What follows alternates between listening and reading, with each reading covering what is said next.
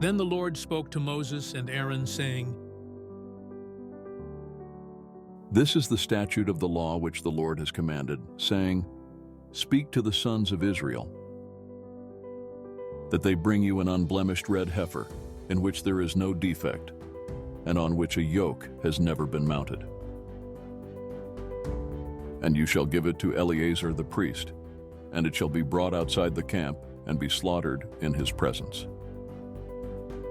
And Eleazar the priest shall take some of its blood with his finger, and sprinkle some of its blood toward the front of the tent of meeting 7 times. Then the heifer shall be burned in his sight. Its hide, its flesh, and its blood, with its refuse, shall be burned.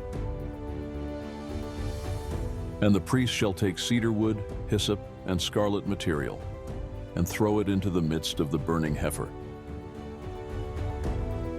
The priest shall then wash his clothes and bathe his body in water, and afterward come into the camp. But the priest will be unclean until evening. The one who burns the heifer shall also wash his clothes in water and bathe his body in water, and will be unclean until evening. Now a man who is clean shall gather up the ashes of the heifer and put them outside the camp in a clean place. And the congregation of the sons of Israel shall keep them for water to remove impurity. It is purification from sin. And the one who gathers the ashes of the heifer shall wash his clothes and will be unclean until evening. And it shall be a permanent statute for the sons of Israel and for the stranger who resides among them. The one who touches the dead body of any person will also be unclean for 7 days. That one shall purify himself with the water on the 3rd day. And on the 7th day, and then he will be clean. But if he does not purify himself on the 3rd day, and on the 7th day, he will not be clean. Anyone who touches a dead body, the body of a person who has died, and does not purify himself, defiles the tabernacle of the Lord, and that person shall be cut off from Israel. Since the water for impurity was not sprinkled on him, he will be unclean. His uncleanness is still on him. This is the law when a person dies in a tent. Everyone who comes into the tent, and everyone who is in the tent will be unclean for 7 days. And every open container, which has no cover tied down on it, will be unclean. Also, anyone who in the open field touches one who has been killed with a sword, or one who has died naturally, or touches a human bone or a grave, will be unclean for 7 days. Then for the unclean person, they shall take some of the ashes of the burnt purification from sin, and running water shall be added to them in a container. And a clean person shall take hyssop and dip it in the water and sprinkle it on the tent,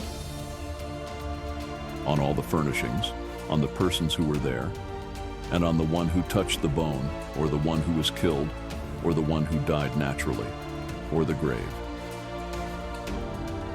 Then the clean person shall sprinkle on the unclean on the 3rd day and on the 7th day. He shall purify him, and he shall wash his clothes and bathe himself in water, and will be clean by evening. But the person who is unclean and does not purify himself, that person shall be cut off from the midst of the assembly, because he has defiled the sanctuary of the Lord. The water for impurity has not been sprinkled on him, so he is unclean. So it shall be a permanent statute for them. And the one who sprinkles the water for impurity shall wash his clothes, and the one who touches the water for impurity will be unclean until evening. Furthermore, anything that the unclean person touches will be unclean, and the person who touches it will be unclean until evening.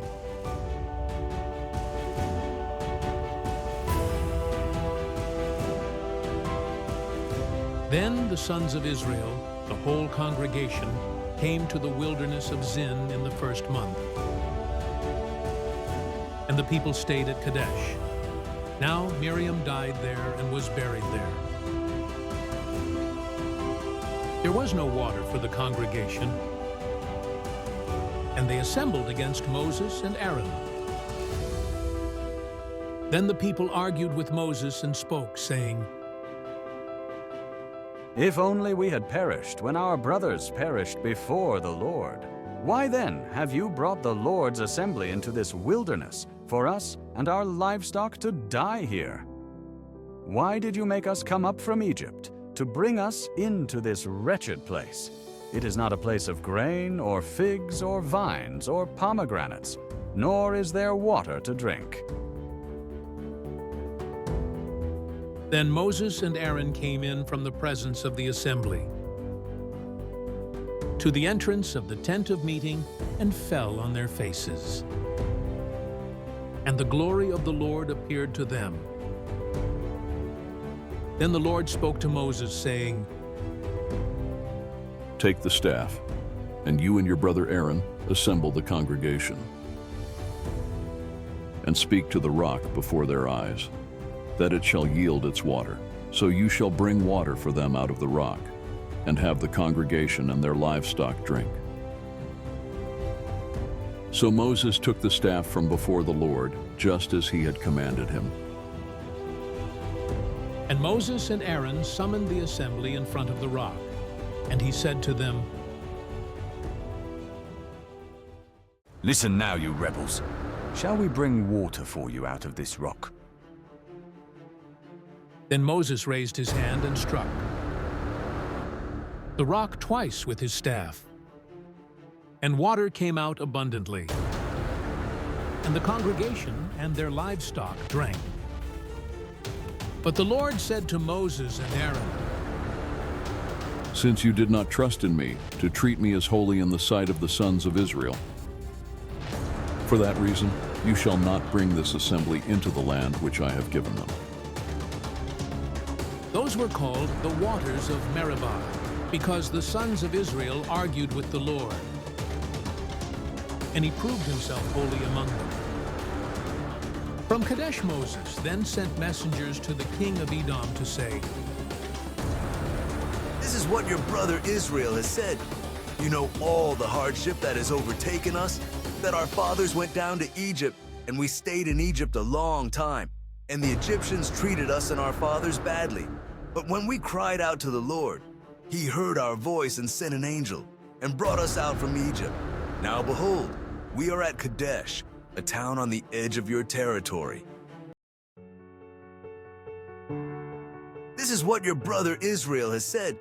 You know all the hardship that has overtaken us, that our fathers went down to Egypt, and we stayed in Egypt a long time, and the Egyptians treated us and our fathers badly. But when we cried out to the Lord, he heard our voice and sent an angel, and brought us out from Egypt. Now behold, we are at Kadesh, a town on the edge of your territory. Edom, however, said to him, You shall not pass through us, or I will come out with the sword against you. Again, the sons of Israel said to him, We will go up by the road, and if I and my livestock do drink any of your water, then I will pay its price. Let me only pass through on my feet, nothing more. But he said, You shall not pass through. and Edom came out against him with a heavy force and a strong hand. So Edom refused to allow Israel to pass through his territory. Then Israel turned away from him. Now when they set out from Kadesh, the sons of Israel, the whole congregation, came to Mount Hor. Then the Lord spoke to Moses and Aaron at Mount Hor by the border of the land of Edom, saying, Aaron will be gathered to his people, for he shall not enter the land which I have given to the sons of Israel, because you rebelled against my command at the waters of Meribah. Take Aaron and his son Eleazar and bring them up to Mount Hor. Then strip Aaron of his garments and put them on his son Eleazar. So Aaron will be gathered to his people and will die there. So Moses did just as the Lord had commanded, and they went up to Mount Hor in the sight of all the congregation. And after Moses stripped Aaron of his garments and put them on his son Eleazar, Aaron died there on the mountaintop. Then Moses and Eleazar came down from the mountain. When all the congregation saw that Aaron had died, the whole house of Israel wept for Aaron for 30 days.